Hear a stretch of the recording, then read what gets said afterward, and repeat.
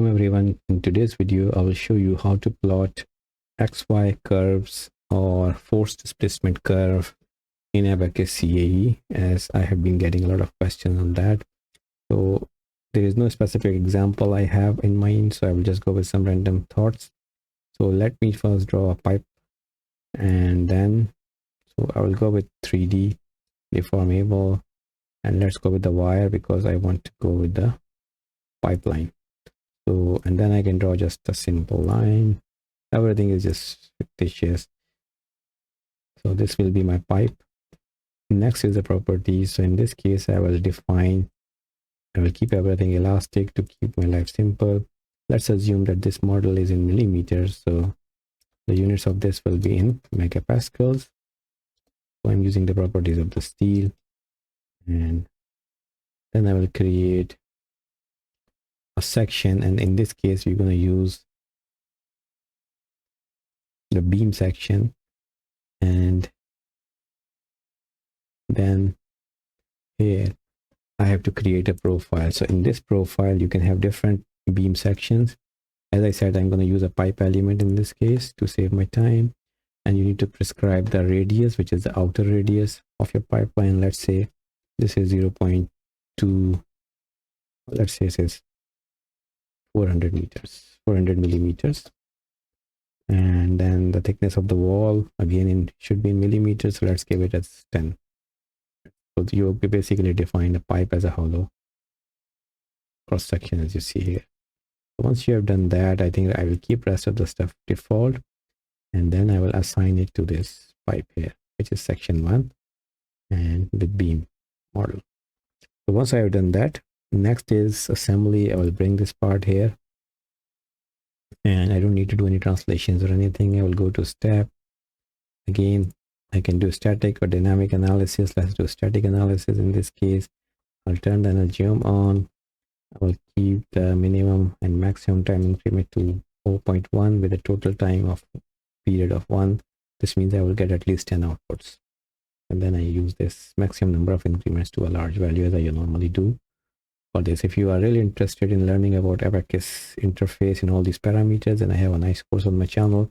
So have a look at that and see if you can find it beneficial. There is no interaction involved.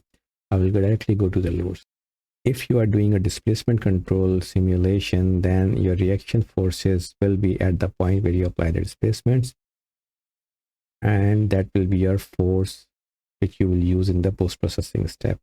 On the other hand, you can also apply the force as a boundary condition or loading, and then you can plot that as well. And in that case, you will use the normal force as the output. So in this case, I'm going to go with the displacement boundary conditions. So I will first fix this edge, or this end of the pipe, sorry, in all 3 directions and also rotations. And then what I will do, I will apply a displacement boundary condition at this edge such that U2 and U3 and all the other rotations are 0, and a displacement value is around, since I don't know the length, let's give it 10 millimeters or something. It's a static general step, so it will apply it as ramp. This means it will increase linearly as the time increment progresses from 0 to 1, which we define in the step module. So this is a tensile loading. You can apply compressive as well. In order to change it to compressive, you just change the sign of this thing to minus, let's say, and now you see it's a compressive loading. Next is mesh. So again, I will just mesh this part as pipe using pipe elements. So first thing is to give a global size. Let's give a global size of this and see how big it is. It is pretty big, so I'm going to give a length of 2.5 now, which is half. Well, let's give it a length of 2 for each element. And then I can select the pipe elements. So here you have an option of pipe and static, general, linear. You can use quadratic elements as well for static, general, and then you mesh. And now you can see we have 28 pipe elements in this component. Now I go to the job module, I run the analysis, call it pipe, and then I just always choose full precision for outputs. Submit. Okay, Since it's a beam element, so we need to assign orientation, and this was one of the recent questions asked by the subscriber as well. So what you have to do is you have to go to the property module, assign beam section orientation, select your beams, and then this is the normal direction as you see. So you see your 1x tangent direction is this, your normal directions are 1 and 2, which looks fine. You want to rotate it, then you can rotate, otherwise this is fine. Once you have done that, then you can go and then run the simulation.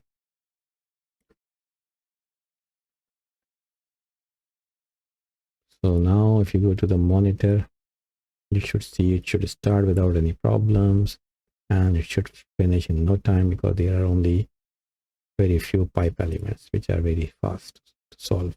So now results. Now if I press this, so you see it is a lot of compression as you see, and the aim of this video was to show how to plot the force displacement curve or any XYZ curve. So what I will do, I will go to the XY tools, XY data manager, create field output, and since in this case we are looking for forces, so we are looking for on displacement, so we are looking for unique nodal quantities. Since we applied the displacement, so we're going to use the force in x direction, so F1, and the displacement in one direction because we want the same node. We want the data from the same node. If it is not the displacement you have applied and force you have applied, then you have to ask for the concentrated force as an output, and then you can plot that as well. Okay, and now I'll just select this node. Then if you plot, then you see both are changing, which is the reaction force and the displacement. So I will save this data. This is the newer version of ABAQUS, so it asks you, it gives you an additional window. Here in this case, since our displacements, as you see here, and forces are negative, but we want them to be positive. So you can go as is, or you can use absolute. So this means it will convert everything to a positive value. So this will reduce my time because I will not have to really use the absolute thing when I'm combining them. So now what I have reaction force and I have the displacement. And now if I want to plot, and they are all function of time. If I want to plot them together, then I will say operate on XY data, and then I will say combine. And if I haven't done the absolute values before, then I will have to select the absolute here to make it positive. Since I have already done that, the first value is X, second value is forces, which is on vertical axis. So I will save it. And now if I plot this XY data 1, then you will see the force is on the vertical axis and displacement is on the horizontal axis. So I hope now you learned in this quick video how to plot XY data, and also if you're using beam elements, how to assign beam orientations in the property module. If you have any further questions, comment below and I will try to answer as soon as I can. Thank you very much for watching, and don't forget to like and subscribe this video and channel. So good luck with everything. Bye.